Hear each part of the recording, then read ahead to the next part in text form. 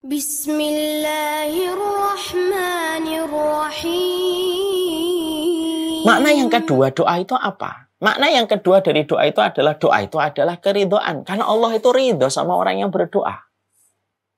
Makanya di dalam satu riwayat Imam Ahmad dijelaskan.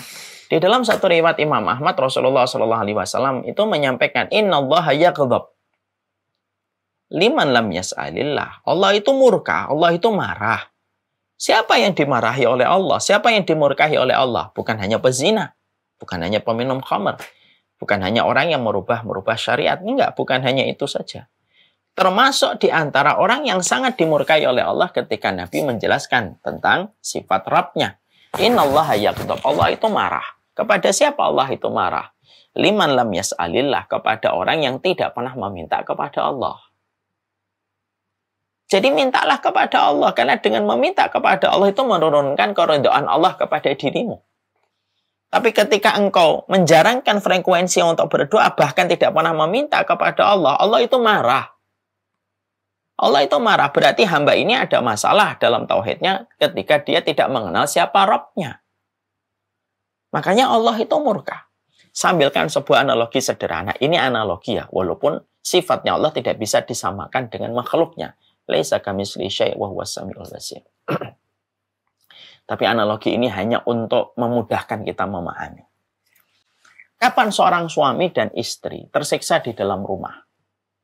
Banyak momen dan episode yang terkadang mereka merasa sedih di dalam rumah. Salah satu di antara episode yang membuat sedih seorang suami atau seorang istri adalah ketika pasangannya tidak terlalu membutuhkan dia.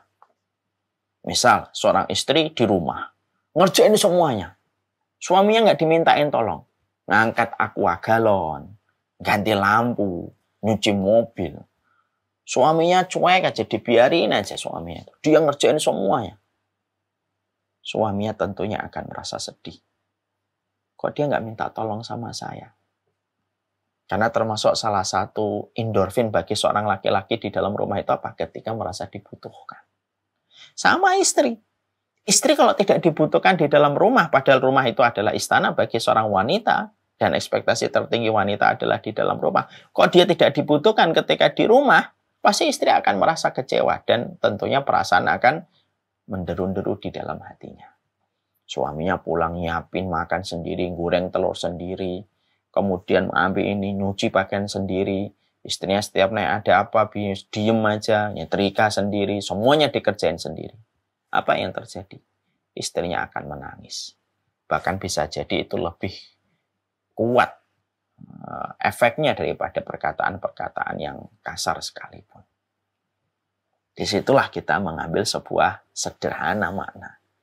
Doa itu keridhaan Allah. Doalah, berdoalah.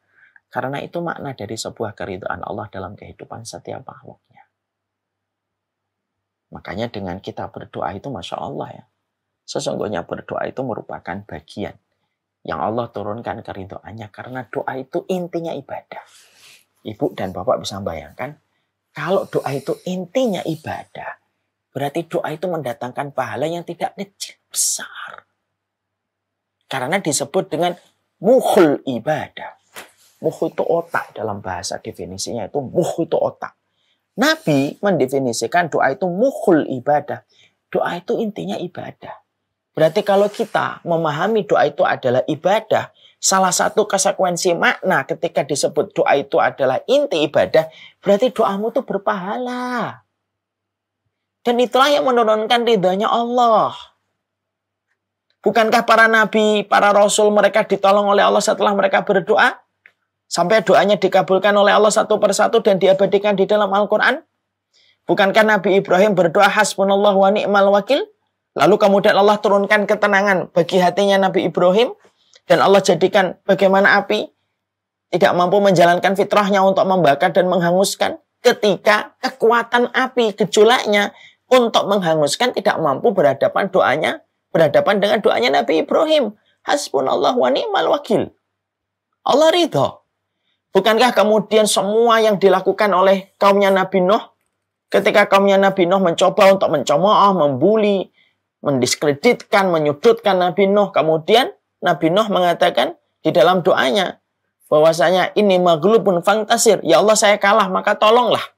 Maka kemudian air yang sudah tertahan di pintu-pintunya, langit dan bumi, dibuka oleh Allah satu persatu. Bahkan seluruh manusia yang berkumpul tidak ada yang bisa membuka kunci-kunci yang menahan air itu sebelumnya. Yang bisa membukanya itu adalah doa. Bukankah Nabi Yunus berada pada 3 kegelapan sekaligus, kegelapan perutnya ikan paus, kegelapan lautan, dan kegelapan di waktu malam?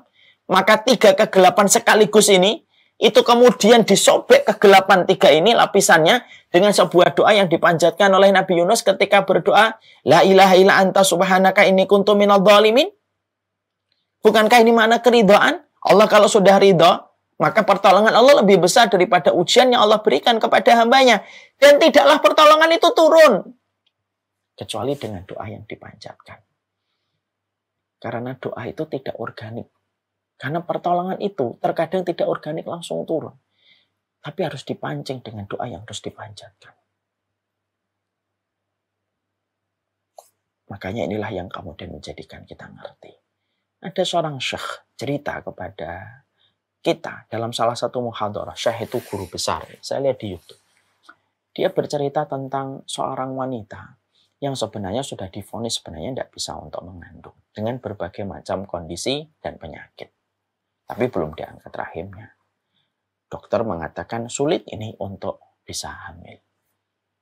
Tapi kemudian Syekh ini didatangi beliau dan diceritakan masalahnya. Syekh itu berkata, banyaklah berdoa, Bu. Maka kemudian Masya Allah. Wanita ini terus berdoa kepada Allah. Setiap malam dia terhampar kepada Allah supaya diberikan keturunan.